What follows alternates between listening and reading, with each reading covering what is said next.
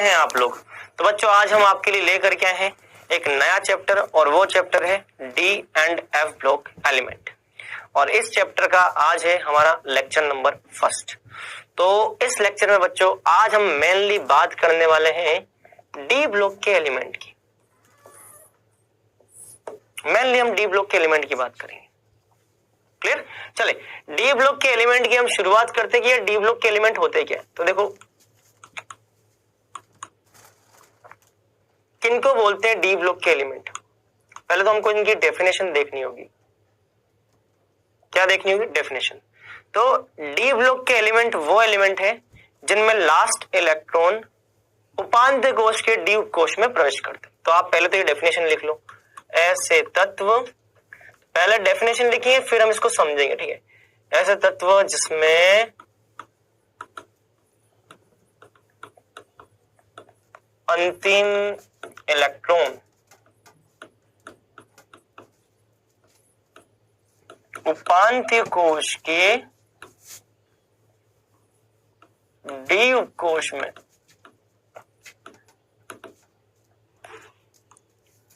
प्रवेश करता है।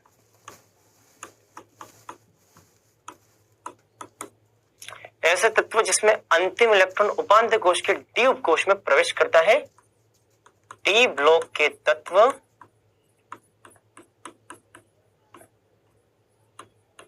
कहलाते हैं। ठीक है, चलो अब इसका एग्जाम्पल देखते हैं। आ जाओ एक इसका एग्जाम्पल लेके चलते हैं। जैसे मान लो आयरन, सबसे पहला एग्जाम्पल हम लिखते हैं इसमें आयरन। हम ये देखते हैं कि क्या आयरन डी ब्लॉक का तत्व है या नहीं। अगर आयरन डी ब्लॉक का तत्व है तो भैया इसमें लास्ट इलेक्ट्रॉन कहां प्रवेश करना चाहिए? उपांत्य कोश के डी उपकोश में। चलो तो इसमें लास्ट इलेक्ट्रॉन कहां प्रवेश करता है? आ जाओ। इसका विन्यास होता है आर्गन 3d6 4s2। ठीक है, अब कई बच्चे बोलते हैं सर ये विन्यास समझ में नहीं आया। कोई बात नहीं, हम एक दूसरा विन्यास लिखते हैं।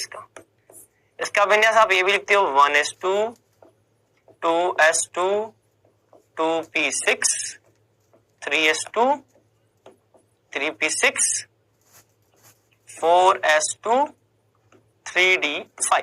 कई लोग ऐसा विन्यास भी लिखते हैं। ऐसे लिखो चाहे ऐसे लिखो, बात है कि क्यों? क्योंकि ये वाला जो विन्यास है ना बेटा, ये वाला जो विन्यास है, ये विन्यास आर्गन के बराबर है। मतलब कि ये विन्यास किसका होता है बेटा? ये विन्यास आर्गन का होता है। बात समझ में आ रही? तो या तो ये विन्यास लिखो आयरन का, या फिर इसकी जगह ये विन्यास लिखो आयरन का, एक ही बात है। क्योंकि ये वाला जो विन्यास है 1s2 2s2 2p6 3s2 3p6, ये 3p6 तक का जो विन्यास है वो किसका है? आर्गन का विन्यास है। सॉरी, यहाँ पे 3d6 लिखना है मुझे। ठीक है, अब बाद में क्या बच गया देखो 4s2, ये आगे कोई फर्क नहीं पड़ता। आप अगर ऐसा लिखना चाहो ना तो आप ऐसा भी लिख सकते हो, आप ऐसा भी लिख सकते हो, कोई इससे कोई फर्क नहीं पड़ेगा ज्यादा। ठीक है, तो आप बोलोगे सर 4s2 यहाँ पहले लिखा, यहाँ पे बात कोई दिक्कत नहीं, आप ऐसे लिख लो। देखो क्या आ गया, तो ये आ गया 4s2, ये आ गया 3d6। तो ध्यान रखना है ये आर्गन का विन्यास ही पूरा का पूरा। तो इसकी जगह हमने क्या लिख दिया? आर्गन लिख दिया। क्लियर? 4s2 3d6 3d6। तो या तो ऐसा लिखो या ऐसा लिखो, एक ही बात है। अब आते हैं हम डेफिनेशन पे। देखो क्या लिखा है, ऐसा तत्व जिसमें अंतिम इलेक्ट्रॉन उपांत्य कोश के डी उपकोश में प्रवेश करता है।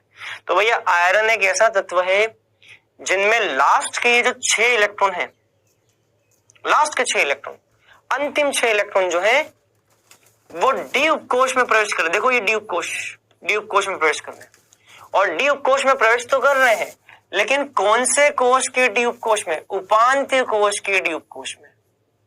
किसमें? उपांत्य कोश के डी उपकोश में। चलो तो एक होता है भैया बाहरी कोश जिसको हम एन से प्रदर्शित करते हैं, और एक होता है उपांत्य कोश जिसको हम n-1 से प्रदर्शित करते हैं। सबसे बाहरी कोश को n लिखो और उपांत्य कोश को n-1 लिखो। तो यहां देखो ये n का वैल्यू कितना है बेटा 4, n का वैल्यू कितना है 4। अगर ये 4 है तो 4 में से 1 गया तो कितना आएगा 3, तो ये क्या हो जाएगा n-1 हो जाएगा। इसको हम बोलते हैं n-1, इसका वैल्यू कितना है 3, तो ये n-1 हो गया। तो अगर ये बाहरी कोश है तो ये उपांत्य कोश हो जाएगा, क्योंकि बाहरी कोश को हम n लिखते हैं और उपांत्य कोश को n-1 लिखते हैं, तो ये उपांत्य कोश हो जाएगा n-1। अब आते हैं फिर से डेफिनेशन पे। देखो ऐसा तत्व जिसमें अंतिम इलेक्ट्रॉन, तो भैया 2 इलेक्ट्रॉन यहां बढ़ने के बाद में ये जो लास्ट के 6 इलेक्ट्रॉन है, ऐसा तत्व जिसमें अंतिम 6 इलेक्ट्रॉन, लास्ट के 6 इलेक्ट्रॉन कहां जा रहे हैं उपांत्य कोश, n-1 को हम क्या बोलते हैं उपांत्य कोश। ये है यहाँ पे क्या उपांत्य कोश। उपांत्य कोश के डी उपकोश में प्रवेश करते हैं, उपांत्य कोश के डी उपकोश में प्रवेश करते हैं। इसको हम क्या बोलते हैं डी ब्लॉक का तत्व। चलो 1-2 एग्जांपल हम और ले सकते हैं। जैसे मान लो अगले पेज पे लिखते हैं, आ जाओ। जैसे मान लो मैंने लिखा, चलो कार्बन लिखते हैं। अब कार्बन का विन्यास क्या होता है 1s2 2s2 2p2। अब आप मुझे बताओ यहाँ पे कहीं भी आपको डी उपकोश दिखाई दे रहा है? ये S है और ये P है, डी कहीं भी लिखा हुआ दिखाई दे रहा है? डी कहीं नहीं, इसका मतलब ये डी ब्लॉक का एलिमेंट नहीं है, क्योंकि डी ब्लॉक के अंदर, डी उपकोश के अंदर कहीं भी इलेक्ट्रॉन यहाँ पे है नहीं। तो कौन से उपकोश का है? लास्ट इलेक्ट्रॉन पी में जा रहा है, पी ब्लॉक का एलिमेंट है। तो यार यही सारी चीजें हैं यहाँ पे कि भैया लास्ट इलेक्ट्रॉन उपांत्य कोश के डी उपकोश में प्रवेश करे। अगर मान लो बाहरी कोश n बराबर 4 है, बाहरी कोश यहाँ पे क्या है, यहाँ बाहरी कोश n बराबर 4 है, तो उपांत्य कोश क्या हो जाएगा n-1 बराबर 3, ये आ जाएगा, ये उपांत्य कोश हो जाएगा और उपांत्य कोश के डी उपकोश में प्रवेश करता है। ये है भैया डी ब्लॉक के एलिमेंट की परिभाषा। अब थोड़ा सा आते हैं पीरियोडिक टेबल पे। किस पे आते हैं भैया? पीरियोडिक टेबल पे। अगर आप पीरियोडिक टेबल को गौर करें तो पीरियोडिक टेबल के 4 भाग हैं। एक होता है एस ब्लॉक के एलिमेंट पीरियोडिक टेबल के अंदर, वर्ग प्रथम और वर्ग द्वितीय, इसे हम बोलते हैं एस ब्लॉक के एलिमेंट। यहां पे आते हैं वर्ग 3 से लेकर के 12 तक, वर्ग 3 से 12 तक, ये होते हैं पी ब्लॉक के एलिमेंट। सॉरी माफ करना यार, मैं भी क्या लिख रहा हूं, ये होते हैं डी ब्लॉक के एलिमेंट। इसको बोलते हैं कॉन्सेंट्रेशन टूटना, ये बोलते हैं डी ब्लॉक के एलिमेंट। और 12 के बाद 13 से 18 तक, कुल 18 वर्ग है ना, तो 13 से 18 तक के तत्व जो होते हैं वो पी ब्लॉक के होते हैं। किसके होते हैं बेटा? पी ब्लॉक के। तो ये 3 कॉलम तो ही हो गए, एस ब्लॉक, डी ब्लॉक और पी ब्लॉक। अच्छा, दो कॉलम, 2 नीचे की तरफ भी होते हैं ऐसे ब्लॉक, मतलब ब्लॉक तो क्या मतलब कि 2 क्षैतिज रेखाएं नीचे भी होती, इनको हम बोलते हैं एफ ब्लॉक, एफ ब्लॉक के एलिमेंट। तो सबसे बाईं तरफ S block, P block, D block. D block कहां से कहां है? वर्ग 3 से 12। तो आप यहां पे लिख सकते हो स्थिति, डी ब्लॉक के तत्वों की आवर्त सारणी में स्थिति क्या है? डी ब्लॉक के तत्वों की आवर्त सारणी में स्थिति क्या है? वर्ग 3 से 12 तक। वर्ग 3 से 12 तक में डी ब्लॉक के एलिमेंट है। समझ में आई बात? तो अगर आवर्त सारणी में इसकी क्या स्थिति ये पूछा जाए तो वर्ग 3 से 12 तक। अच्छा, अब आपसे ये पूछा जा सकता है कि डी ब्लॉक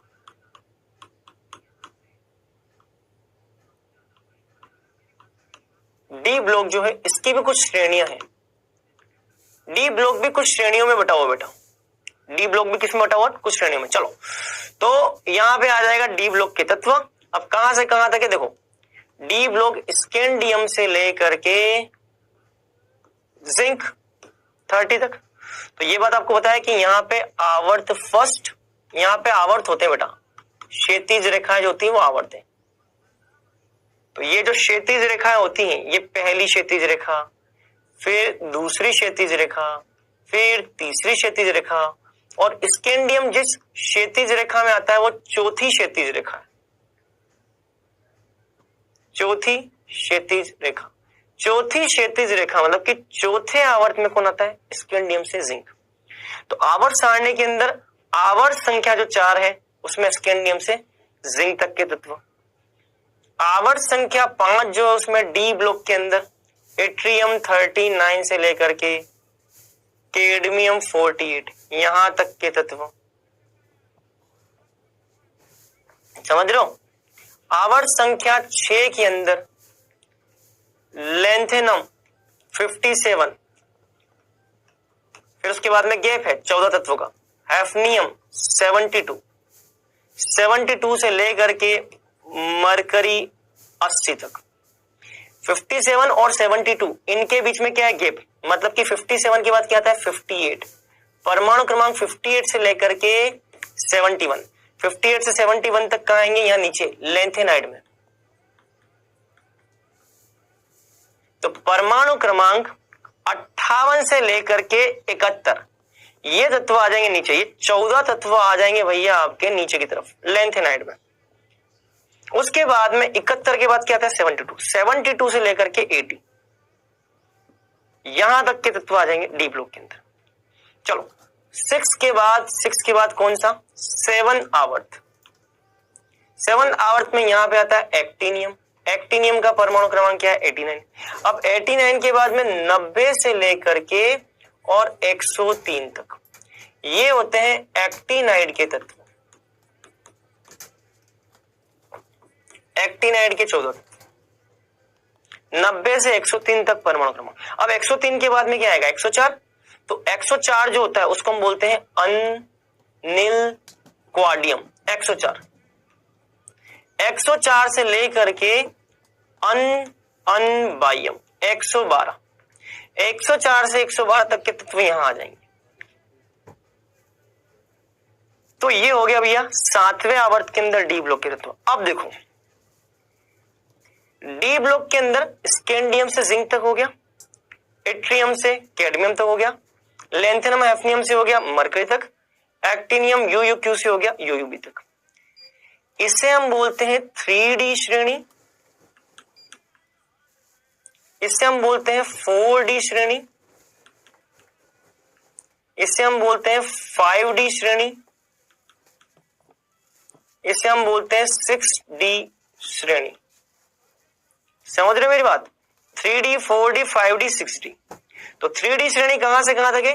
स्कैंडियम 21 से लेकर के जिंक 30 तक। तो हम यहां लिखेंगे सबसे पहली श्रेणी कौन सी है? 3D श्रेणी। कहां से कहां तक है? स्कैंडियम 21 से लेकर के जिंक 30 तक। स्कैंडियम 21 से लेकर के जिंक 30 तक। फिर आती है 4D श्रेणी। 4D श्रेणी कहां से कहां तक है? देखो एट्रियम 39 से लेकर के कैडमियम 48, कैडमियम 48 तक। 5D श्रेणी कहां से कहां तक है?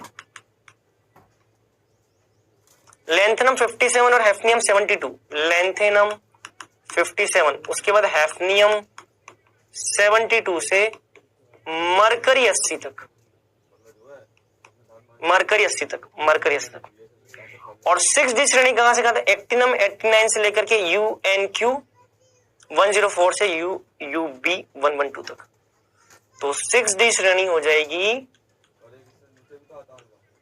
एक्टिनियम 89 से लेकर के UNQ 104 से UUB 112 तक।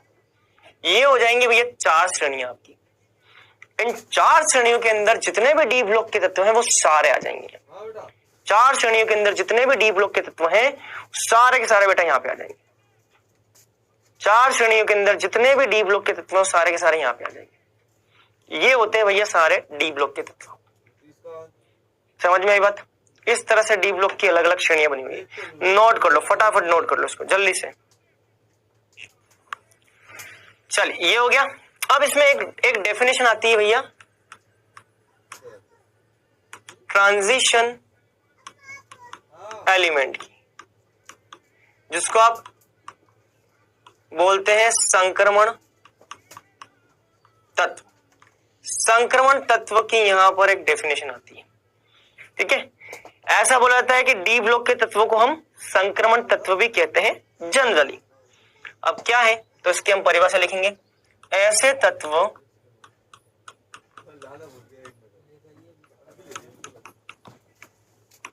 जिनमें इनकी मूल अवस्था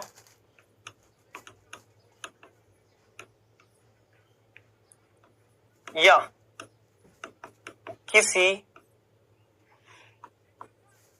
किसी स्थायी ऑक्सीकरण अवस्था में, ऐसे तत्व जिनमें इनकी मूल अवस्था या किसी स्थायी ऑक्सीकरण अवस्था में, ऐसे तत्व जिनमें इनकी मूल अवस्था या किसी स्थायी ऑक्सीकरण अवस्था में डी कक्षक अपूर्ण हो। क्या हो भैया, डी कक्षक अपूर्ण हो, इन्हें संक्रमण तत्व कहते हैं।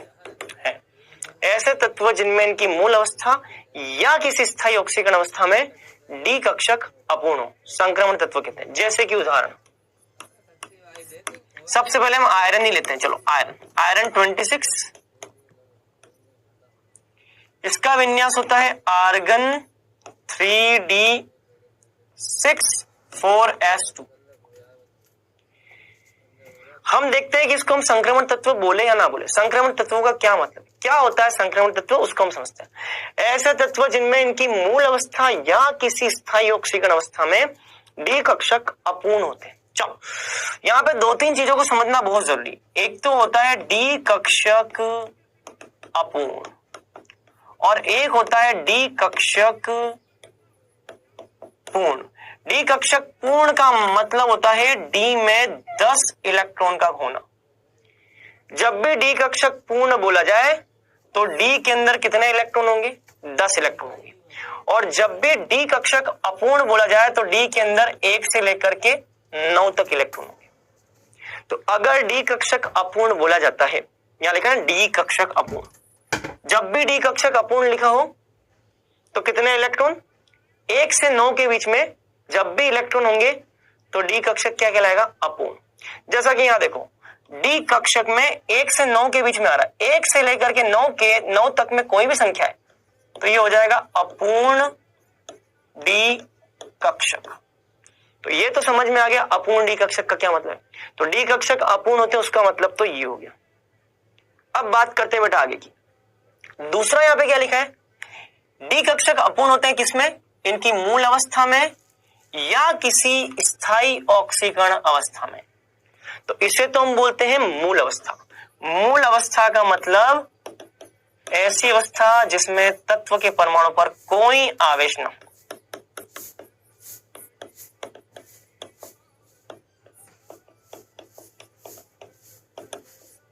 ऐसी अवस्था जिसमें तत्व के परमाणु पर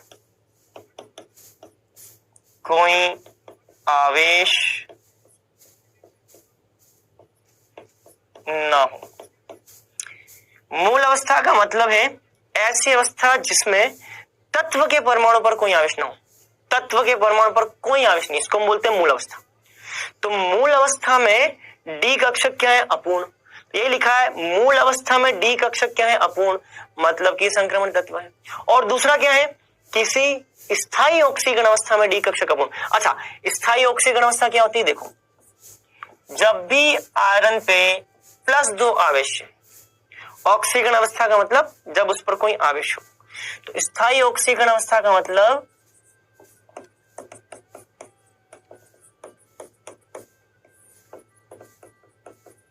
इसका मतलब है तत्व के परमाणु पर किसी स्थायी आवेश का होना। परमाणु पर किसी स्थायी आवेश का होना, आयरन जो है वो परमाणु है। आयरन पर जब भी प्लस 2 आवेश है, स्थायी आवेश है, तो इसको हम बोलते हैं स्थायी ऑक्सीकरण अवस्था। चलो, जैसे ही आयरन से 2 इलेक्ट्रॉन बाहर निकलेंगे, जैसे ही आयरन से 2 इलेक्ट्रॉन बाहर निकलेंगे तो इस पे क्या आ जाएगा, +2। आयरन के विन्यास में से 2 इलेक्ट्रॉन बाहर निकाल दो, ये 2 इलेक्ट्रॉन बाहर निकले तो विन्यास क्या हो जाएगा, आर्गन 3d6। इसका मतलब यहां पर भी डी कक्षक क्या है, यहां पर भी अपूर्ण डी कक्षक है। जब भी डी कक्षकों में 1 से लेकर के 9 की रेंज में आपको इलेक्ट्रॉन दिख जाए, 1 से 9 के बीच में आ रहा है, 1 से 9 के बीच में आ रहा है, जब भी 1 से 9 के बीच में आ रहा है, इसका मतलब भैया अपूर्ण डी कक्षक। और अपूर्ण डी कक्षक मतलब कि इसको हम क्या बोलेंगे, संक्रमण तत्व। तो संक्रमण तत्व का मतलब ऐसे तत्व जिनमें मूल अवस्था या किसी स्थायी ऑक्सीकरण अवस्था में डी कक्षक क्या होते हैं, अपूर्ण होते हैं। तो जब भी किसी मूल अवस्था या स्थायी ऑक्सीकरण अवस्था में डी कक्षक अपूर्ण होंगे तो इसे हम क्या बोलेंगे, संक्रमण तत्व। चलो एक एग्जांपल और लेते हैं, आ जाओ, एक उदाहरण हो। मान लो मैंने लिखा जिंक और एक मैंने लिखा जिंक +2। जब तत्व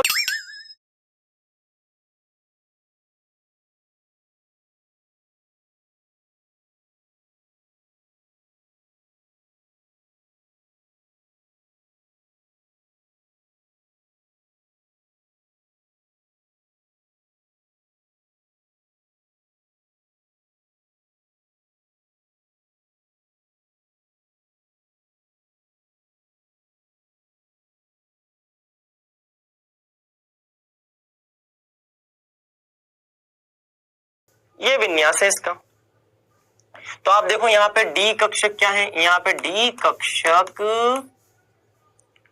पूर्ण भरे हुए हैं। डी कक्षक पूर्ण होंगे तो D10, तो यहाँ पे डी कक्षक क्या है, पूर्ण। और डी कक्षक जब भी पूर्ण हो तो भैया इसको हम संक्रमण तत्व नहीं बोलते, क्योंकि संक्रमण तत्व बोलने के लिए डी कक्षक अपूर्ण होने चाहिए मेरे भाई। यहाँ पर डी कक्षक पूर्ण है, मतलब कि संक्रमण तत्व नहीं है। चलो ऑक्सीकरण अवस्था, इसमें देखते हैं, जब भी इसमें से 2 इलेक्ट्रॉन बाहर निकलेंगे तो +2 आ जाएगा, मतलब कि ये वाले 2 इलेक्ट्रॉन बाहर निकाल दो तो विन्यास हो जाएगा 3d10 4s0। इसमें भी आप देखो, यहां पर भी डी के अंदर 10 इलेक्ट्रॉन है, पूर्ण डी कक्षक।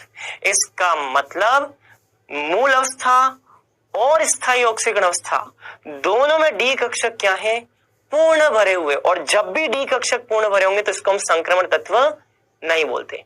संक्रमण तत्व बोलने के लिए डी कक्षक अपूर्ण होने चाहिए, मतलब कि जिंक जो है यह संक्रमण तत्व नहीं है।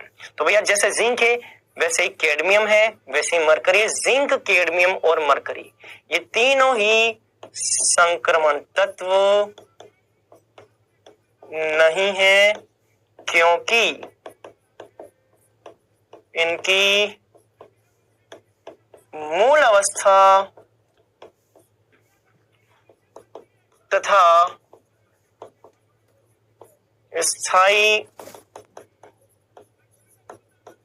ऑक्सीकरण अवस्था में डी कक्षक पूर्ण भरे होते हैं, पूर्ण भरे होते हैं। अगर डी कक्षक पूर्ण भरे हुए हैं तो इनको हम संक्रमण तत्व नहीं बोलेंगे। तो ये भैया यहाँ पे संक्रमण तत्व की परिभाषा हो गई। जल्दी से इसको नोट कर लो फटाफट। चलिए यहां तक की बात हो गई। अब आते हैं डी ब्लॉक के एलिमेंट की कुछ प्रॉपर्टीज पे, गुणधर्म।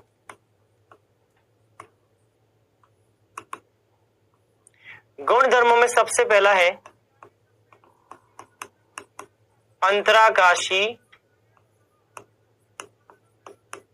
यौगिक का बनना। अंतराकाशी यौगिक का बनना, किसका बनना? अंतराकाशी यौगिक का बनना। इसको हम अंग्रेजी में बोलते हैं बेटा इंटरस्टिशियल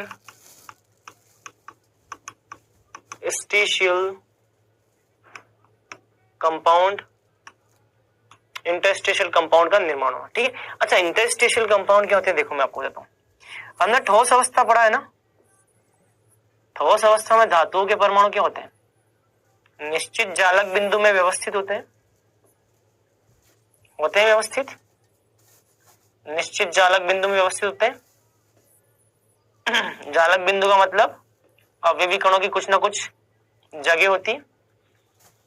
तो अंतराकाशीय यौगिक का मतलब है कि जो भी आपका धातुओं का जालक है ना, धातुओं का जो भी जालक है, उस जालक के अंदर मान लो ये धातुओं का परमाणु, ये धातु का परमाणु है, ठीक है।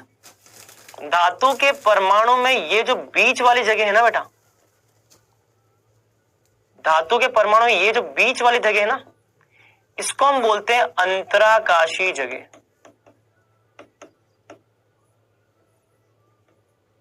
अंतराकाशीय स्थल, इसको हम बोलते हैं क्या? अंतराकाशीय स्थल। तो धातुओं के बीच में जो जगह होती है ना, इसको हम बोलते हैं अंतराकाशीय स्थल। क्या बोलते हैं बेटा? अंतराकाशीय स्थल। तो होता क्या है, ये जो अंतराकाशीय स्थल है, धातुओं के परमाणु में के बीच में ये जो जगह है ना, बीच में जो खाली जगह है, धातुओं के परमाणु के बीच में जो खाली जगह है, इसको बोलते हैं हम अंतराकाशीय स्थल। तो ये जो अंतराकाशीय स्थल है, इन अंतराकाशीय स्थल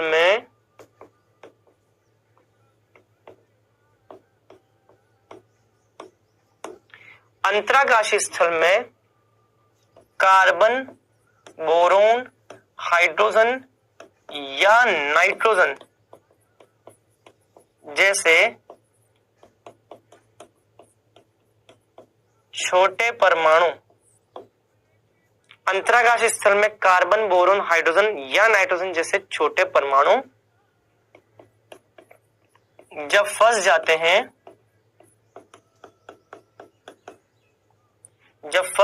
हैं तो इस प्रकार के यौगिक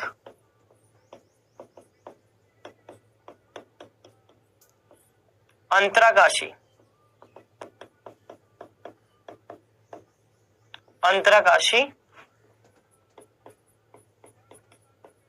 यौगिक कहलाते हैं। इस प्रकार के यौगिक अंतराकाशीय यौगिक कहलाते हैं। तो अंतराकाशीय स्थल में कार्बन, बोरोन, हाइड्रोजन या नाइट्रोजन जैसे छोटे परमाणु जब फंस जाते हैं तो इस प्रकार के यौगिक अंतराकाशीय यौगिक कहलाते हैं। जैसे कि यहां पे आप देख सकते हो। अब इन अंतराकाशीय यौगिकों के क्या गुणधर्म है? चलो, इन अंतराकाशीय यौगिकों के क्या गुण है, ठीक है। तो अंतराकाशीय यौगिक जो होते हैं भैया, इनके घनत्व बहुत ज्यादा होते हैं बेटा, घनत्व इनके बहुत ज्यादा होते हैं, हाई घनत्व होते हैं, ठीक है। दूसरा, इनके मेल्टिंग पॉइंट बहुत ज्यादा होते हैं, गलनांक भी क्या होते हैं? बहुत ज्यादा। क्योंकि सीधी सी बात है, अगर जालक के बीच में अगर कार्बन, नाइट्रोजन, हाइड्रोजन जैसे परमाणु अगर फंस जाएंगे तो बॉन्डिंग और मजबूत हो जाएगी, जालक बहुत मजबूत हो जाएगा। जालक मजबूत होगा, घनत्व बढ़ जाएंगे और मेल्टिंग पॉइंट भी बढ़ जाता है। ये विद्युत चालक भी होते हैं, विद्युत चालकता प्रदर्शित करते हैं। ये विद्युत चालकता प्रदर्शित करते हैं। क्या प्रदर्शित करते हैं? विद्युत चालकता प्रदर्शित करते हैं।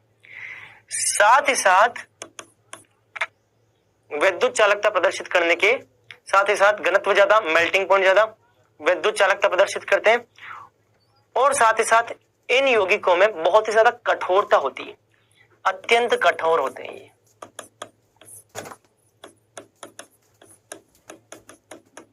साथ ही साथ इनमें एक पॉइंट और होता है, इन यौगिकों का एक नाम और होता है, इन यौगिकों को अरस समीकरण मिति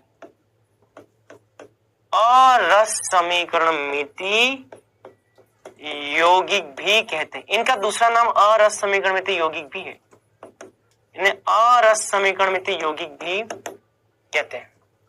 इन यौगिकों को अरस समीकरण मिति यौगिक भी बोलते हैं।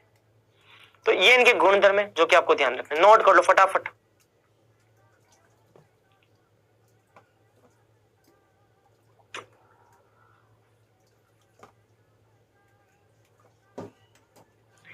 चलिए दूसरी प्रॉपर्टी पे आते हैं। दूसरा है यहां पर रंगीन आयनों का निर्माण।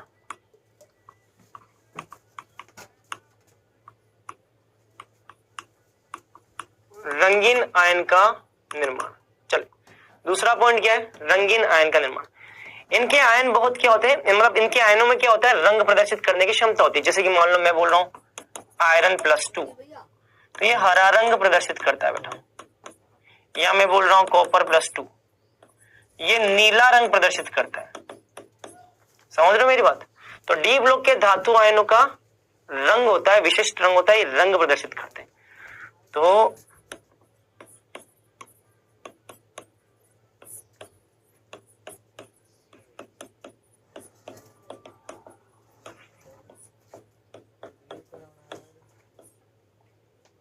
इस ब्लॉक के धातु आयन रंगीन होते हैं। इस ब्लॉक के धातु आयन रंगीन होते हैं। क्यों रंगीन होते हैं, चलो उसका कारण भी बता देता हूं। यार मैंने आपको बताया था कि रंग प्रदर्शित करने का कुछ कारण होता है, और वो कारण क्या है, डीडी संक्रमण। डीडी संक्रमण के कारण, डीडी संक्रमण के कारण क्या होते हैं, रंगीन। तो मैंने आपको बता रखा है कि निम्न ऊर्जा के डी कक्षक जो होते हैं, वहां से इलेक्ट्रॉन उच्च ऊर्जा के डी कक्षक में प्रवेश करते हैं। ये सिचुएशन आती है, इस टाइप की सिचुएशन आ जाती है, इस टाइप की सिचुएशन आ जाती है। तो निम्न से उच्च कक्षा में जाते हैं। तो प्रकाश के किसी दृश्य प्रकाश के किसी आवृत्ति के फोटोन का अवशोषण करते हैं, उच्च ऊर्जा के कक्ष में चले जाते हैं। ऐसी सिचुएशन आती है। जब उच्च ऊर्जा के कक्ष में आपका इलेक्ट्रॉन जाएगा, उच्च ऊर्जा के डी कक्षक में आपका इलेक्ट्रॉन जाएगा, तो इसको हम बोलते हैं उत्तेजित अवस्था। जब इस उत्तेजित अवस्था से फिर से इलेक्ट्रॉन नीचे आते हैं, तो यहां से क्या उत्सर्जित होती है, दृश्य क्षेत्र में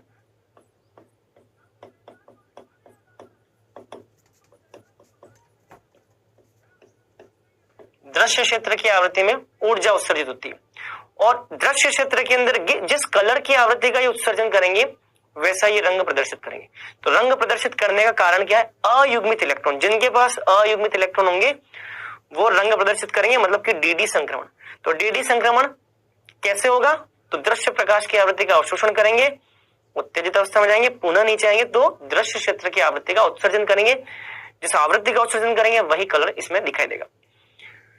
तो भैया इनके पास में अयुग्मित इलेक्ट्रॉन होना चाहिए। तो रंग प्रदर्शित करने के लिए इनके पास अयुग्मित इलेक्ट्रॉन उपस्थित होना चाहिए। अयुग्मित इलेक्ट्रॉन होता है, इसलिए रंग प्रदर्शित करते। तो नोट कर लो इसको फटाफट। तीसरा यहां पे लिखना बेटा, संकुल का निर्माण। तीसरा यहां पे लिखो संकुल का निर्माण, कॉम्प्लेक्स का फॉर्मेशन। ठीक है, संकुल क्या होते हैं, देखो मैं थोड़ा आपको बताऊंगा। संकुल ऐसे होते हैं, देखो संकुलों को आप बड़े ब्रैकेट में बंद करते हो। संकुल को आप बड़े ब्रैकेट में बंद करते हो, जैसे कि Fe, आपने ऐसे यौगिक देखे होंगे, FeH2O का होल 6+2, ऐसे यौगिक आपने देखे होंगे। इनको हम बोलते हैं संकुल। क्या बोलते हैं बेटा, इनको संकुल बोलते हैं। बात समझ में? इसी तरह से आपने ये भी देखा है, भूरी वलय परीक्षण हमने किया था ना। भूरी वलय परीक्षण के अंदर हमने ये देखा था, ये भी क्या, संकुल। संकुल हमेशा बड़े ब्रैकेट में बंद होते हैं। संकुल हमेशा बड़े ब्रैकेट में बंद होते हैं।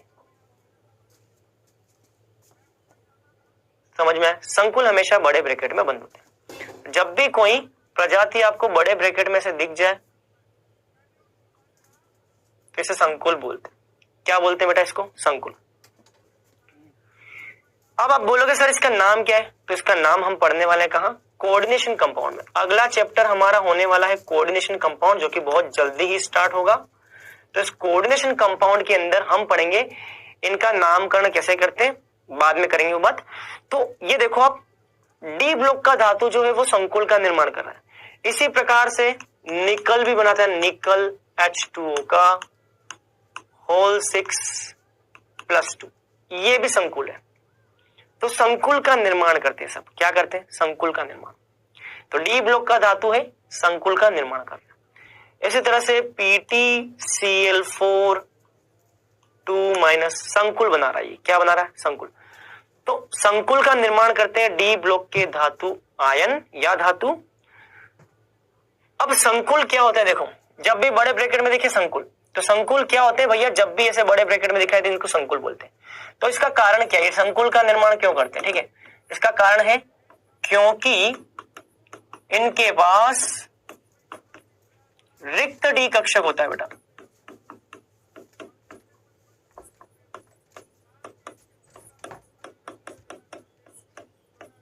इनके पास क्या होता है, रिक्त डी कक्षक, क्योंकि इनके पास रिक्त डी कक्षक होता है। और दूसरा, क्योंकि इनके पास रिक्त डी कक्षक होता है, और दूसरा इनका आवेश घनत्व बहुत ही उच्च होता है।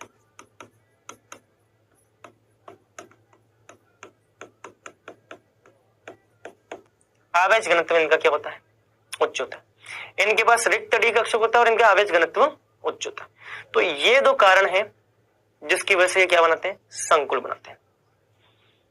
ठीक है, चलिए तो इसको नोट कर लो, फटाफट नोट कर लो।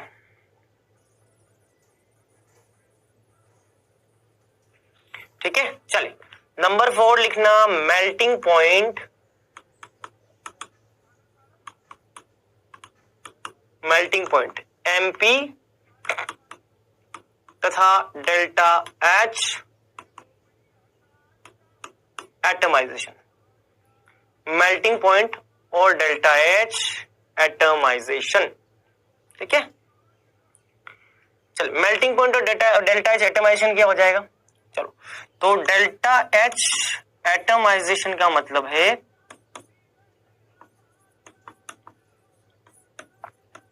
किसी धातु के एक मोल, किसी धातु के एक मोल को, किसी धातु के एक मोल को गैसीय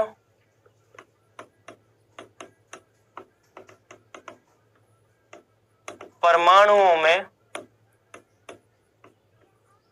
तोड़ने के लिए, किसी धातु के एक मोल को गैसीय परमाणु में तोड़ने के लिए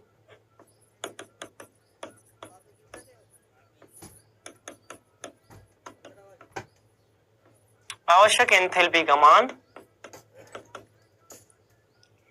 किसी धातु के एक मोल को गैसीय परमाणु में तोड़ने के लिए आवश्यक एंथैल्पी का मान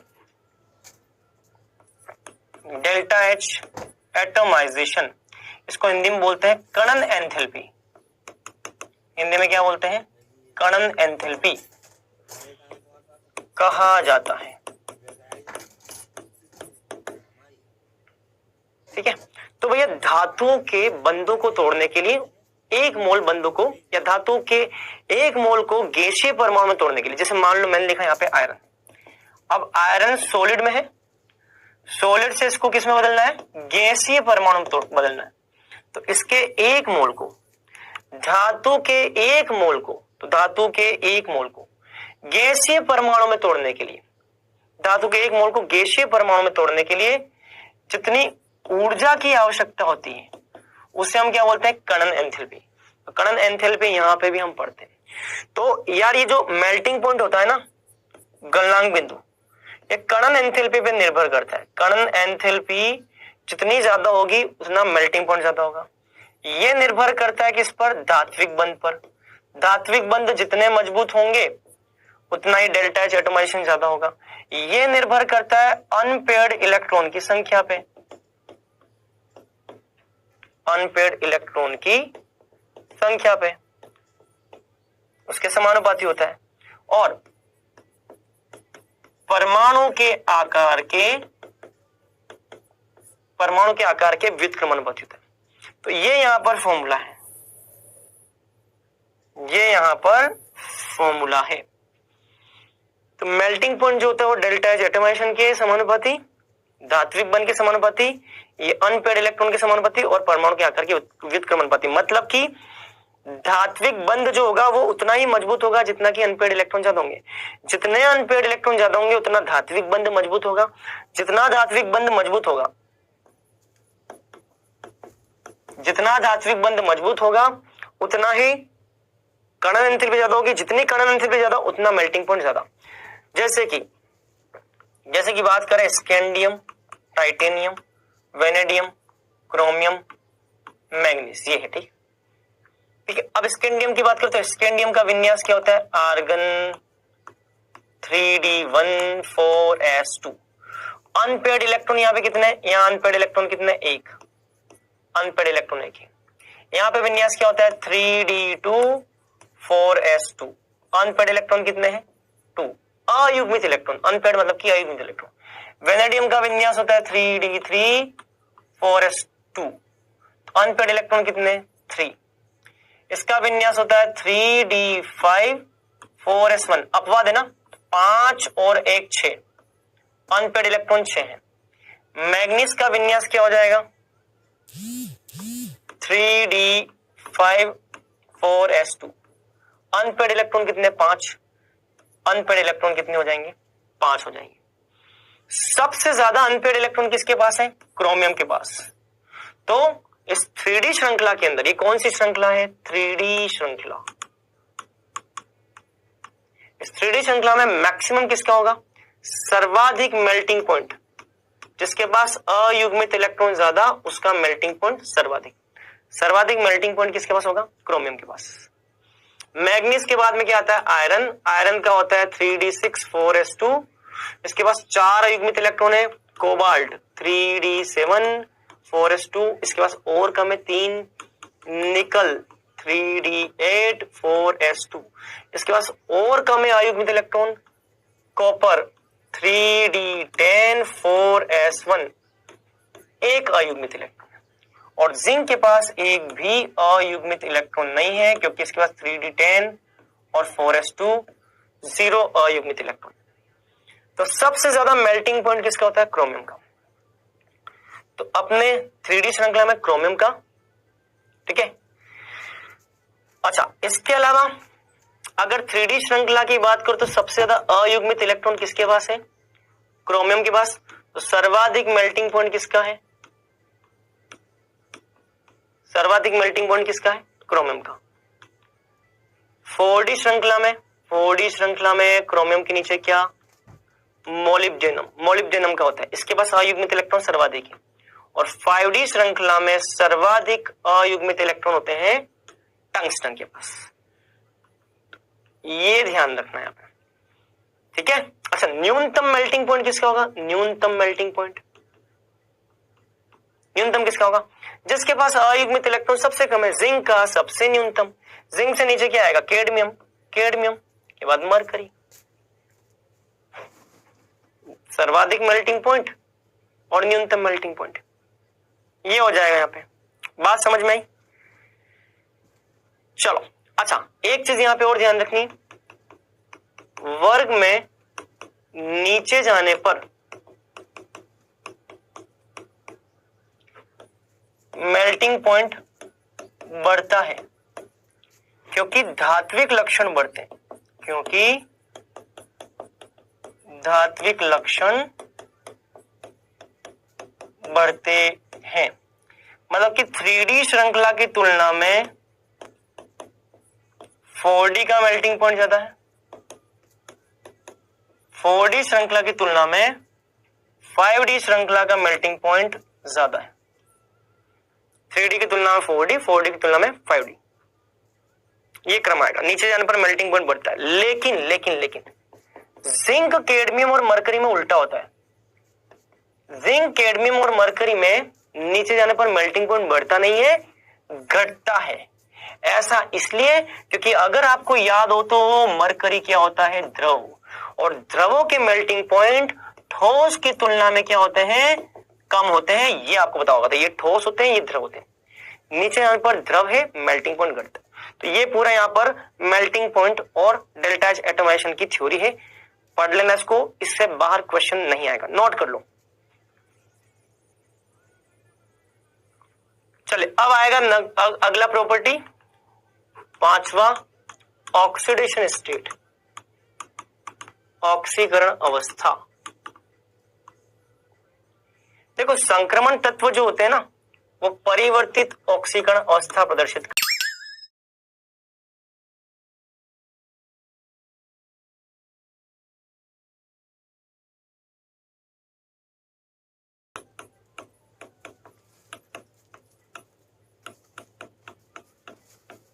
संक्रमण तत्व परिवर्ती ऑक्सीकरण अवस्था प्रदर्शित करते हैं। परिवर्ती का मतलब होता है एक से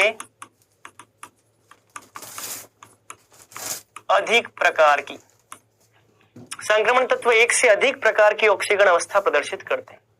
संक्रमण तत्व एक से अधिक प्रकार की ऑक्सीकरण अवस्था प्रदर्शित करते हैं, जैसे कि अगर मैं बात करूं स्कैंडियम की, तो स्कैंडियम की ऑक्सीकरण अवस्था +3 होती है।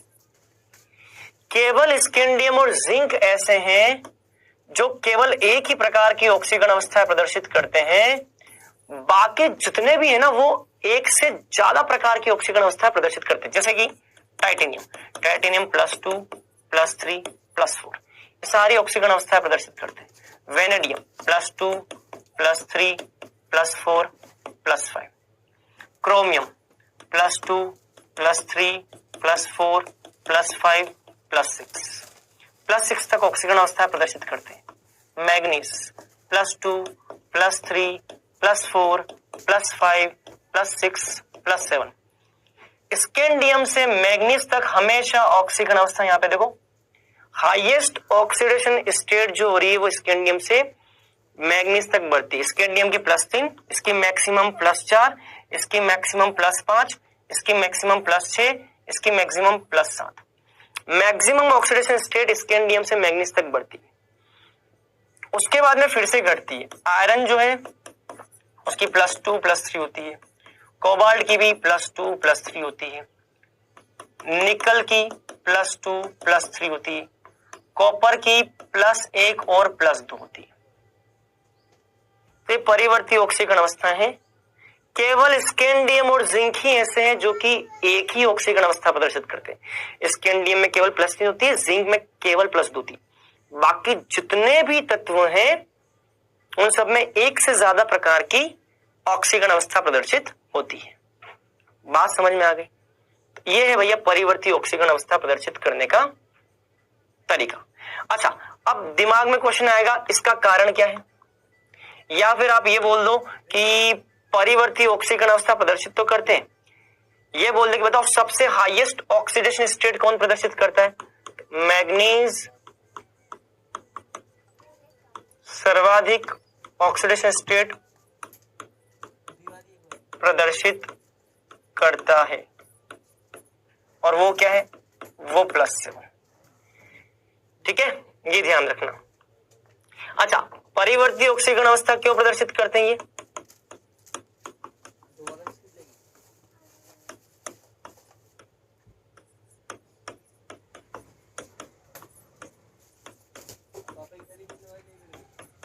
क्यों प्रदर्शित करते हैं, उसका कारण क्या है? चलो उसका कारण क्या है, चलिए उसका कारण जानते हैं। क्या जानते हैं बेटा उसका कारण? परिवर्ती ऑक्सीकरण अवस्था प्रदर्शित करने का कारण है क्योंकि इनमें NS, N का मतलब बाहरी कक्षा, तथा N-1D, NS तथा N-1D, N-1 को हम क्या बोलते हैं? उपांत्य कक्षा। बाहरी कक्षा तथा उपांत्य कक्षा के बीच ऊर्जा का अंतर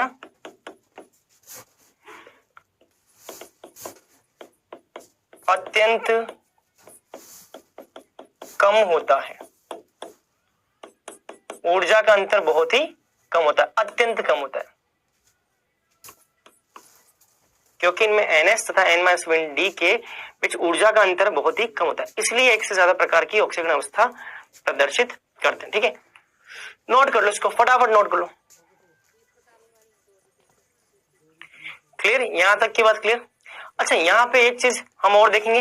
अच्छा सबसे कॉमन ऑक्सीडेशन स्टेट कौन सी, सबसे सामान्य ऑक्सीकरण अवस्था जो सब प्रदर्शित कर रहे हैं, +2 +2 +2 +2 +2 +2 +2 +2 +2। मुझे लगता है सारे एलिमेंट जो ऑक्सीकरण अवस्था प्रदर्शित कर रहे हैं वो कौन सी है, सबसे कॉमन ऑक्सीडेशन स्टेट कौन सी, +2। +2 ऑक्सीडेशन स्टेट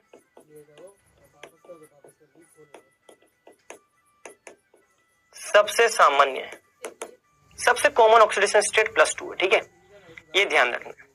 अच्छा इसके अलावा एक चीज ये भी ध्यान रखनी है कि +2 के, हाँ एक चीज यहां पे ध्यान रखनी है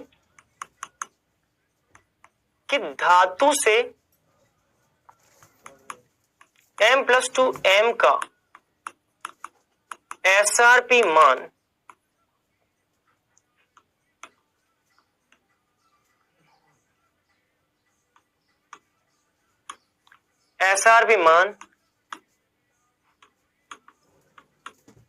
इस वर्ग की धातु के लिए या डी ब्लॉक की धातु के लिए, ये लिख लो यार, डी ब्लॉक की धातु के लिए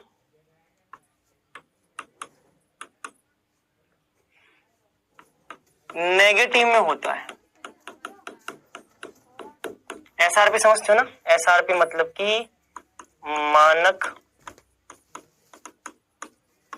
अपचयन विभव। लेकिन केवल कॉपर के लिए, या आप ये भी बोल सकते हो कि 3D श्रृंखला में, 3D श्रृंखला का ही पूछा जाता है तो आप लिखना 3D श्रृंखला में M+2M का SRP का मान डी ब्लॉक की धातु की 3D श्रृंखला में, खास करके 3D श्रृंखला की बात हो रही, नेगेटिव होता है। लेकिन केवल कॉपर के लिए यह मान पॉजिटिव होता है, ठीक है। ऐसा क्यों, चलो देखो एसआरपी का मतलब ये होता है कि जब भी किसी धातु या धातु आयन के लिए आप जब एसआरपी का मान लिखते हो, अगर ये मान नेगेटिव में है तो इसका मतलब है अपचयन आसानी से होता है, सॉरी माफ करना, इसका मतलब है कि ऑक्सीकरण आसानी से हो सकता है। जितना मान नेगेटिव में होगा, नेगेटिव में जितना मान ज्यादा होगा उतना ऑक्सीकरण ज्यादा होगा। और अगर धातु के लिए पॉजिटिव में मान जितना ज्यादा होगा उतना अपचयन आसानी से होगा।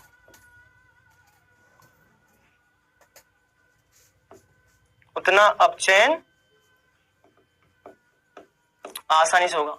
ध्यान रखना बेटा, जिसके भी एसआरपी का मान जितना नेगेटिव होता है ना, उसका ऑक्सीकरण उतना ही ज्यादा होता है।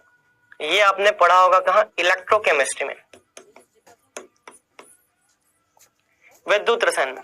अगर नहीं भी पढ़ा है तो मैं बता रहा हूं, सुन लो, इतना सा ध्यान रखना, जिसके एसआरपी का मान जितना नेगेटिव उसका ऑक्सीकरण आसानी से होगा, और जितना पॉजिटिव उसका अपचयन आसानी से होगा। मतलब कि इस 3D श्रृंखला की जितनी भी धातु हैं सबके एसआरपी का मान नेगेटिव है, केवल कॉपर को छोड़ करके, मतलब कि सबका ऑक्सीकरण आसानी से होगा, केवल कॉपर का क्या होगा, अपचयन। तो हाइड्रोजन की तुलना में जिसका भी मान नेगेटिव है, ये ध्यान रखना, हाइड्रोजन की तुलना में जो जितना नेगेटिव होगा उसका ऑक्सीकरण होगा, और हाइड्रोजन की तुलना में जो जितना पॉजिटिव होगा उसका अपचयन होगा। हाइड्रोजन का क्या होता है, हाइड्रोजन का 0 होता है। हाइड्रोजन की एसआरपी का मान कितना है बेटा, 0। हाइड्रोजन का 0, 0 की तुलना में जितना नेगेटिव होगा उतना ऑक्सीकरण, 0 की तुलना में जितना पॉजिटिव उतना अपचयन, ठीक है। तो कॉपर के लिए यह मान क्या होता है, पॉजिटिव। तो इसका कारण देखने वाले हम, कॉपर के लिए यह मान पॉजिटिव क्यों होता है, कॉपर के लिए यह मान पॉजिटिव क्यों होता है। यार देखो एसआरपी का मान प्रदर्शित करने में, एसआरपी का मान प्रदर्शित करने में 3 कारक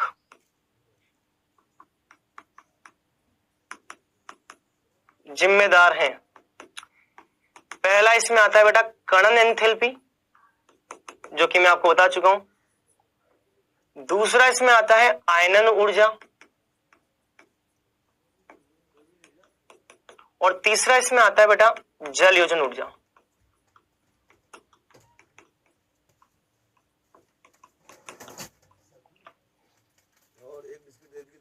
एसआरपी का मान प्रदर्शित करने में 3 कारक जिम्मेदार है, कणन एंथैल्पी, आयनन ऊर्जा और जल योजन ऊर्जा। ध्यान रखना, कणन एंथैल्पी का मान जितना कम होगा ना उतना एसआरपी का मान नेगेटिव हो जाएगा। इसी तरह से आयनन ऊर्जा भी जितनी कम होगी ना एसआरपी का मान उतना ही नेगेटिव की तरफ जाएगा, और जल योजन ऊर्जा अगर उच्च होगी तो एसआरपी का मान नेगेटिव होगा। मतलब कि एसआरपी के मान को नेगेटिव होने के लिए, सुनना बेटा ध्यान से, एसआरपी के मान को नेगेटिव होने के लिए कणन एंथैल्पी निम्न होनी चाहिए, आयनन ऊर्जा निम्न होनी चाहिए और जल योजन ऊर्जा उच्च होनी चाहिए। लेकिन समस्या क्या है, कॉपर के अंदर आयनन ऊर्जा का मान और कणन एंथैल्पी का मान बहुत ज्यादा होता है, निम्न नहीं होता, उच्च होता है।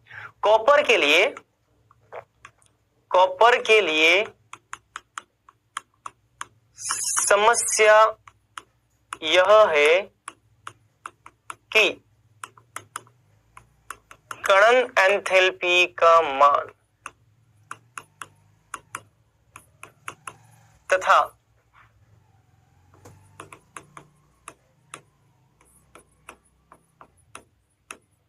आयनन एनर्जी का मान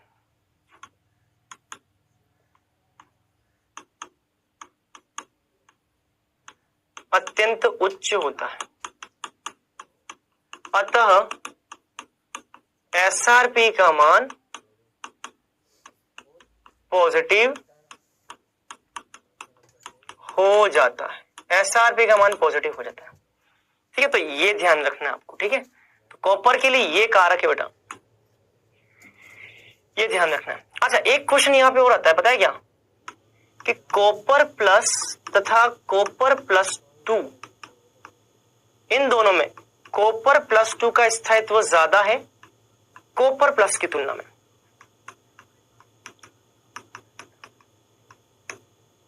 इसका क्या कारण है, ये कारण बताना है। एक क्वेश्चन आता है बेटा एग्जाम में, ध्यान रखना, क्योंकि कॉपर प्लस 2 के लिए, इसका कारण क्या है, क्योंकि कॉपर प्लस 2 के लिए ये जो जल योजन ऊर्जा का मान है ना वो बहुत ज्यादा होता है। जल योजन ऊर्जा का मान अत्यंत प्रभावी होता है। अतः यह ज्यादा स्थायी होता है, ये ध्यान रखना बेटा। क्लियर? अच्छा, इसमें एक दो चीजें मैं और बताना चाहूंगा आपको, जैसे कि एसआरपी, अगर एसआरपी का मान नेगेटिव में है ना, तो जिसके लिए एसआरपी का मान नेगेटिव में होगा ये तत्व हाइड्रोजन को अपचयित करेगा, समझ रहे हो? और जिस तत्व के लिए एसआरपी का मान पॉजिटिव में है ये तत्व हाइड्रोजन को ऑक्सीकृत करेगा। ठीक है, जैसे कि मैं आपको बताता हूं, विद्युत रासायनिक श्रेणी में ली के बाप ने काना से मांगा, अलमारी, जमीन, कार, फ्रिज, नीतू, शादी, पोस्टपोन्ड है, और लास्ट में आता है कॉपर। हाइड्रोजन का होता है भैया यहां पे 0। हाइड्रोजन से ऊपर ये जितने भी तत्व हैं इन सब का होता है नेगेटिव में एसआरपी, इन सब का नेगेटिव में एसआरपी होता है।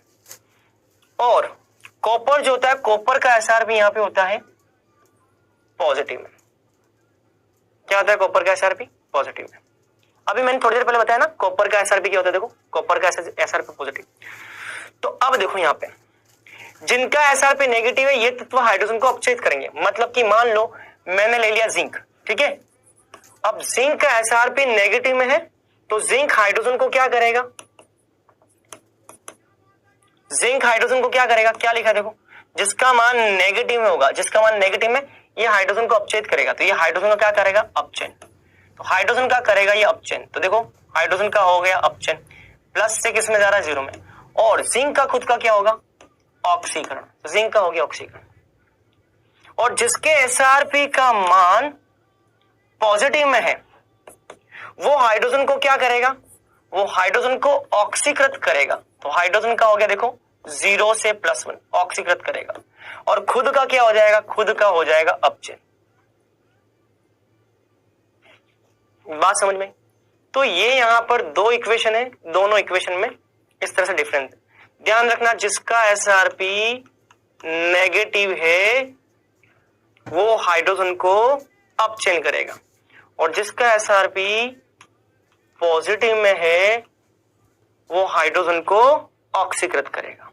ये डिफरेंस है, क्लियर? तो इसको नोट कर लो, फिर हम आगे की बात करते हैं। नोट करो। फिर चलो एक क्वेश्चन लिखते हैं। क्रोमियम +2 रिड्यूसिंग एजेंट है, अपचायक है। रिड्यूसिंग एजेंट का मतलब अपचायक है लेकिन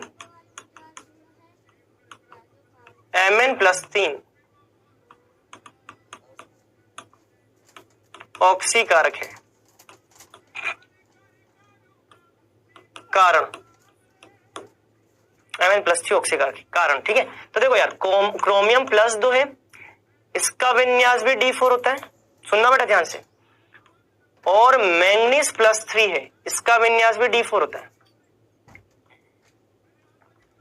अब आधे लोग सोचेंगे सर D4 कैसे है? चलो मैं समझाता हूं आपको। क्रोमियम जो होता है, क्रोमियम का विन्यास होता है D5 4s1, ये होता है ना। मुझे यहां से 2 इलेक्ट्रॉन निकालने, क्रोमियम से 2 इलेक्ट्रॉन निकालने, तो मैंने क्या किया, 1 इलेक्ट्रॉन तो यहां से निकाल दिया और एक इलेक्ट्रॉन यहां से निकाल दिया। 1 इलेक्ट्रॉन यहां से, 1 इलेक्ट्रॉन यहां से, तो ये 0 हो गया, तो 3d4 हो गया। इसमें कितने निकालने, 3 इलेक्ट्रॉन। मैग्नीज में कितने निकालने, 3। चलो मैग्नीज का विन्यास क्या था, इसमें से 3 निकालने, 3 निकालने मतलब किसका विन्यास क्या हो जाएगा, ये 2 यहां से चले गए और 1 यहां से चला जाएगा, तो ये 3d4 हो जाएगा। मतलब कि इसका भी 3d4 है, इसका भी 3d4 है, दोनों का 3d4 है। तो प्रश्न में बोला कि ये अच्छा अपचायक है। अपचायक कौन होता है, जिसका क्या होता है, ऑक्सीकरण, इसका हो जाएगा ऑक्सीकरण। अपचायक वो है जिसका ऑक्सीकरण होता है, मतलब कि D4 है, D4 से किस में बदल जाएगा, 1 इलेक्ट्रॉन निकलेगा तो D4 से D3 में बदल जाएगा, और ये अच्छा ऑक्सीकारक है। ऑक्सीकारक वो होते हैं जिनका अपचयन होता है, ये 1 इलेक्ट्रॉन ग्रहण करेगा तो D4 से D3 में बदल जाए, सॉरी माफ करना, D4 से D5 में बदल जाएगा।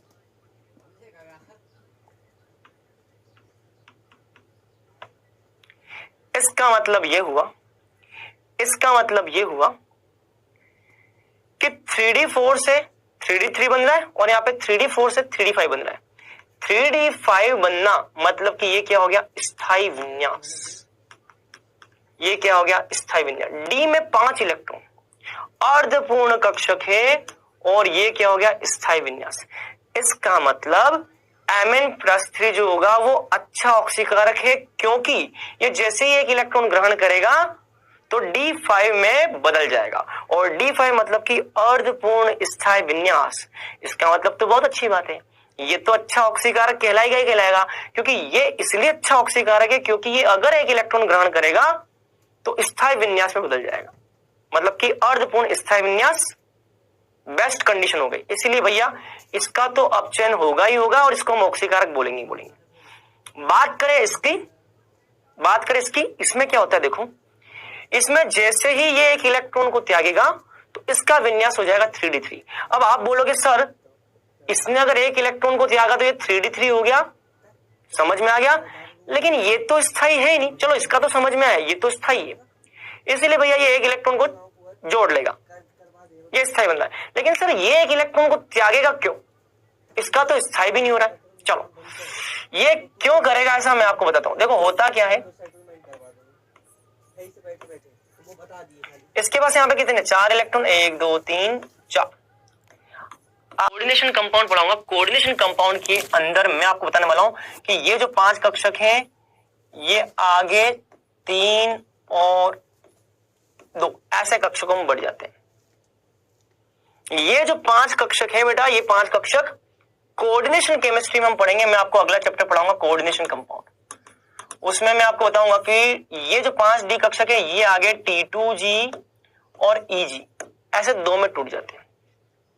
यहां पे कितने इलेक्ट्रॉन है, 4 इलेक्ट्रॉन, तो सॉरी माफ करना, हाँ यहाँ पे 4 इलेक्ट्रॉन नहीं, यहाँ पे 3, मैं इसकी बात कर रहा हूं, ठीक है 3 इलेक्ट्रॉन, ये 3 इलेक्ट्रॉन, यहाँ पे कितने 3 इलेक्ट्रॉन, हम तो इसकी बात कर रहे हैं ना, हमें तो ये साबित करना ये स्थायी है नहीं, ये 3 इलेक्ट्रॉन है। तो होगा क्या कि भैया 1 2 3 ये तीनों इलेक्ट्रॉन निम्न ऊर्जा की कक्षा में चले, ये निम्न ऊर्जा है और इसकी ऊर्जा क्या है उच्च, जो ऊपर की तरफ है वो उच्च ऊर्जा और ये नीचे की तरफ निम्न ऊर्जा। तो आप देखो इलेक्ट्रॉन यहाँ पे निम्न ऊर्जा के अंदर जा रहे हैं, जब इलेक्ट्रॉन निम्न ऊर्जा कक्षा में जाएंगे तो वो क्या होंगे, स्थायी हो जाएंगे। तो इसीलिए ये वाला विन्यास जो है ना ये भी क्या है, स्थायी है। क्यों स्थायी है, क्योंकि भैया इसका जो T2G नीचे वाला T2G है ना, T2G के अंदर यहाँ पे 3 इलेक्ट्रॉन है और यहाँ EG के अंदर 0 इलेक्ट्रॉन है, ये हो गया स्थायी विन्यास। तो इसीलिए ये आसानी से एक इलेक्ट्रॉन का त्याग करेगा, या आसानी से एक इलेक्ट्रॉन को ग्रहण करेगा, क्योंकि अगर ये एक इलेक्ट्रॉन को ग्रहण करेगा तब भी स्थायी और ये एक इलेक्ट्रॉन का त्याग करेगा तब भी स्थायी, दोनों कंडीशन फेवरेबल है। तो मेरे ख्याल से आपको समझ में आ गया होगा, तो नोट कर लो, फटाफट नोट कर लो इसको। यहां तक नोट कर लिया, चलो और आज का एक लास्ट पॉइंट लिखेंगे, और वो पॉइंट क्या देखो मैं आपको बताता हूं। पी ब्लॉक के तत्वों में अक्रिय युग्म प्रभाव के कारण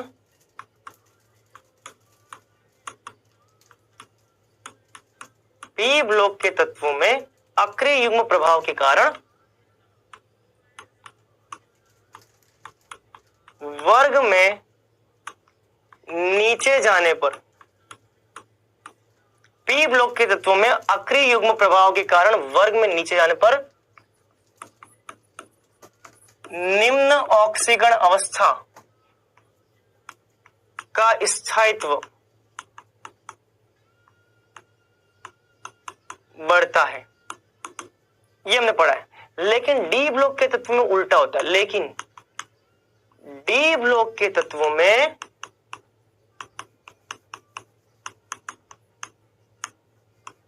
नीचे जाने पर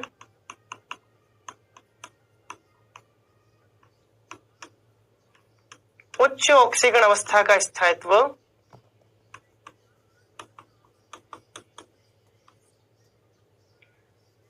बढ़ता है,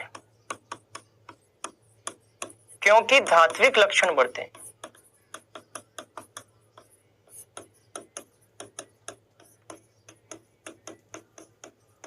देखो क्या लिखा है, पी ब्लॉक के तत्व में अक्रिय युग्म प्रभाव के कारण वर्ग में नीचे जाने पर निम्न ऑक्सीकरण अवस्था का स्थायित्व बढ़ता है। तो पी ब्लॉक में नीचे जाओगे ना तो निम्न ऑक्सीकरण अवस्था का स्थायित्व बढ़ेगा, और डी ब्लॉक के तत्वों में वर्ग में नीचे की तरफ जाओगे तो उच्च ऑक्सीकरण अवस्था का स्थायित्व बढ़ेगा। जैसे कि देखो क्रोमियम, क्रोमियम +6 है, क्रोमियम के नीचे मोलिब्डेनम आता है और मोलिब्डेनम के आगे टंगस्टन आता है नीचे, तो इसकी उच्च ऑक्सीकरण अवस्था क्या है, +6 तो नीचे जाने पर इनका स्थायित्व क्या होता है, बढ़ता है। तो ये स्थायित्व का क्रम आ जाएगा, ये ध्यान रखना है। लेकिन पी ब्लॉक में उल्टा होता है, निम्न ऑक्सीकरण अवस्था का स्थायित्व बढ़ता है। तो यार ये सारी बातें हैं जो आपको ध्यान रखनी है। आज हम इतना ही देखेंगे। अब आते हैं क्विज पर। क्विज के क्वेश्चन नंबर फर्स्ट, 3D श्रेणी का तत्व कौन सा है, मैग्नीज, टेक्नीशियम, ऑस्मियम और इनमें से कोई नहीं।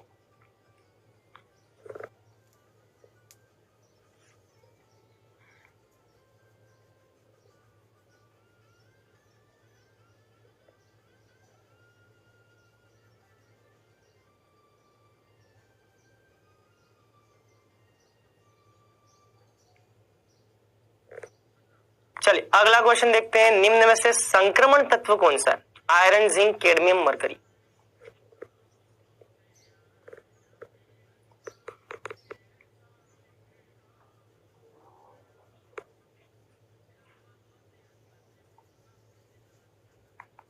चलिए पहले क्वेश्चन पे 3D श्रेणी का तत्व कौन सा है? अरे मैंने अभी बताया था, scandium, titanium, vanadium, chromium, manganese, iron, cobalt, निकल, कॉपर और जिंक, ये सब 3D श्रेणी के तत्व हैं। तो देख लो 3D श्रेणी का तत्व कौन सा? मैंगनीज, ये मैंगनीज 3D का, तो ये 3D का आ जाएगा। निम्न में से संक्रमण तत्व कौन सा है? भाई ये संक्रमण तत्व, ये तीनों नहीं है, बताया था आपको मैंने, आंसर आ जाएगा आयरन।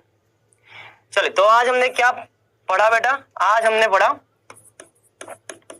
डी ब्लॉक के तत्वों के गुणधर्म और इंट्रोडक्शन की बात की हमने, ठीक है। पैनल पे आप होमवर्क देख सकते हो। अगली क्लास में भी हम इस डी ब्लॉक की बात करेंगे, इसमें और भी कई प्रॉपर्टीज बची हुई है जिनको हम नेक्स्ट लेक्चर में देखने वाले हैं। चलिए बच्चों आज के लिए इतना ही, बेस्ट ऑफ